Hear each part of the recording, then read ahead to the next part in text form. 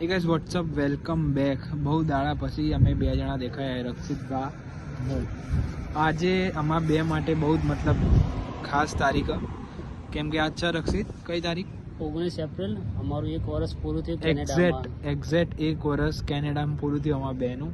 તો અમે બે હતા, આર્ગાઇલ આવ્યા હતા, પણ આ ખબર નહીં કંઈક રજા છે આજે, તો આખું આર્ગાઇલ બંધ હતો. બે હતા 1 વર્ષની ખુશીમાં કેરીઓ લેવા આવ્યા હતા રસ બનાવવા માટે, પણ કમનસીબે આર્ગાઇલ મોલ જ આખું બંધ નીકળ્યું. આખું તમે જોઈ શકો છો પાછળ, મતલબ બધું જ બંધ છે. એ બોકડામાં જઈ તે બોકડા જઈ તે બે આવીએ મસ્ત ચા પીવા બોકડા ઇન્ડિયા બેસતા હતા એવી રીતે બેઠા. બસમાં આવ્યા, બસ જતી રહી, ગાર્બેજ થઈ ગઈ. સોરી ગાર્બેજ નહીં, ઘેર જ થઈ ગઈ બસ. રક્ષિત 1 વર્ષ થયું, કંઈક કહો ઓડિયન્સના 1 વર્ષમાં શું શું શીખ્યું ને જેટલા મજા કર્યા, જેટલી સ્ટ્રગલ કરી, બધું કહો. શોર્ટમાં કહું તો જે ઇન્ડિયામાં 20 વર્ષમાં જે શીખવા મળી, 1 વર્ષમાં એનાથી બી વધારે શીખવા મળી. પહેલા સ્ટાર્ટિંગમાં આવ્યા હતા તો એવું લાગતું હતું કે મતલબ જોબ મળશે કે નહીં મળે. હા, એ બધું સ્ટાર્ટિંગમાં 4-5 મહિના બહુ સ્ટ્રગલ કર્યું, કંઈ ખબર નથી પડતી. આજે એક્ઝેક્ટ 1 વર્ષ પછી મતલબ તમે વિચારો એ પાછળનું મતલબ પહેલો દિવસ એક આઈડિયા દેખાઈ રહ્યો કે ભાઈ 1 વર્ષમાં આટલું કરી શકતા હોય તો પાછળ તો હજુ બી ઘણી ઓપોર્ચ્યુનિટીઝ આવશે. હા, એટલે મતલબ આ જે નવા સ્ટુડન્ટ આવે એમને શું કહેવું કે ભાઈ હવે મતલબ હવે તો બહુ ઓછા થઈ ગયા, કેમ કે આજે અમુક છોકરાઓ ડિપ્રેશનમાં જતા રહે ને એવું બધું, તો એમનું શું કહેવું કે 1 વર્ષમાં તમે જેટલું શીખ્યું એટલું મતલબ બહુ હોય એમાં કંઈક કહો તમે. હવે આ જે છોકરાઓ આવે એમને શું સજેશન આપો એમ તમે? નોટ ઓનલી ફોર કેનેડા, કોઈ બી ઇન્ટરનેશનલ સ્ટુડન્ટ કોઈ બી કન્ટ્રીમાં જતા હોય, કારણ કે અત્યારે હાલ તો કેનેડા બહુ ખાસ બહુ ઓછું થઈ ગયું કેનેડા છોકરાઓનું આવવાનું.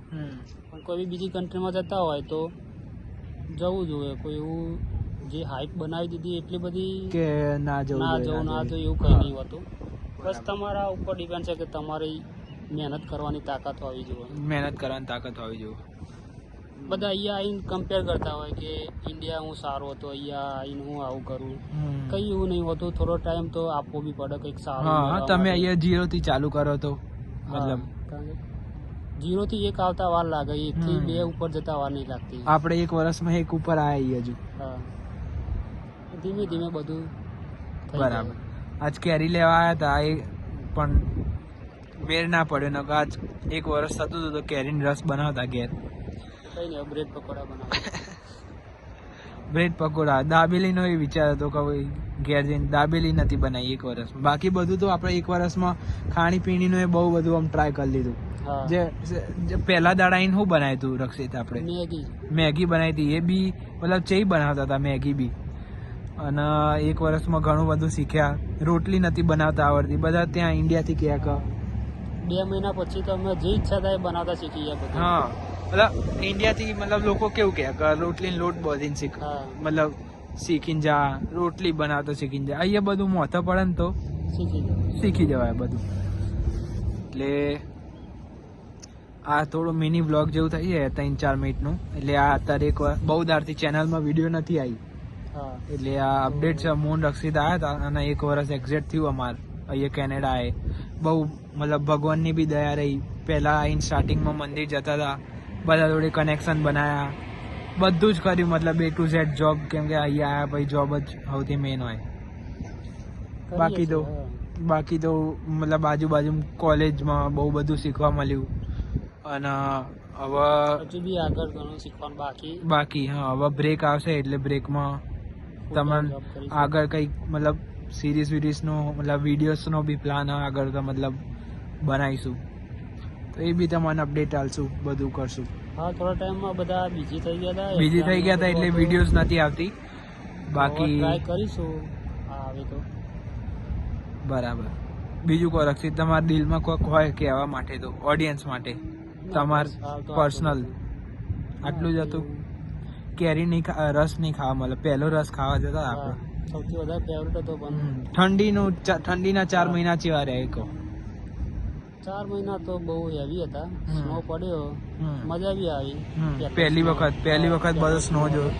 એમાં બી આપણે ઇન્ડિયા હતા તો બહુ ટેન્શન થતું હતું કે ભાઈ આમ એવું હતું કે સ્નો હશું, શું કરશું. અને પછી એટલું બધું કઈ ખાસ એવું લાગ્યું નહીં. જસ્ટ તો 1-2 દિવસ પછી તો નોર્મલ અને આ વખત તો બી હેવી સ્નો હતો બહુ, હા. મતલબ કમ્પેરિઝન એક ફાયદો કરીએ થઈ ગયો કે સૌથી પહેલી વખત સૌથી હેવી સ્નો હતો એટલે ટેવાઈ ગયા. બરાબર. ચલો તો આપણે આ વિડીયો હવે 5-6 વર્ષ પછી બી જોઈશું ને તો યાદ આવશે એમ હા. કહીને આપણે બનાવીએ. હા એ તો છે. ચલો મળીએ નેક્સ્ટ વિડીયોમાં. મળીએ હવે નેક્સ્ટ કંઈક આમ નવું લાવીશું, નવું વિચાર હવે અમારે. કમેન્ટ કરજો કઈ કમેન્ટ કઈ વમેન્ટ idea હોય લાઈક શેર તો ચલો વાંધો નહીં. તો જેવી રીતે આપણા સૌરભભાઈ અને રક્ષિતભાઈનો 1 વર્ષ પત્યું છે એમ મારા ટોટલ 20 મહિના અહીંયા પૂરા થયા છે. તો 20 મહિનાનો એક્સપિરિયન્સ કહીએ તો એમનાથી થોડો એક સ્ટેપ ઉપર હોય, કારણ કે અત્યારે જ મારું હવે સ્ટડી પતી ગયું છે.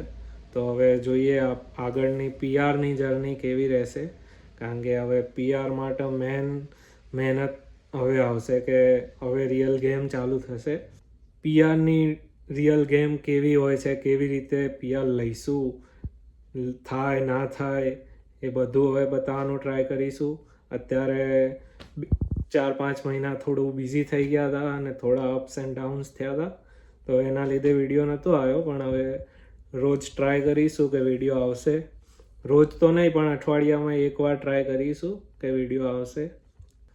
20 મહિનાનો મારો અહીંયાનો એક્સપિરિયન્સ કહું તો ઇન્ડિયામાં 20 વર્ષમાં જેટલું નહીં શીખ્યા એટલું અહીંયા 20 મહિનામાં શીખવાડી દીધું છે કેનેડાએ. ખાવાનું બનાવતા નહોતું આવડતું એ શીખવાડી દીધું. ખાવાના સાથે સાથે ટાઈમ મેનેજમેન્ટ, મની મેનેજમેન્ટ એ બધું શીખવાડી દીધું છે કેનેડાએ.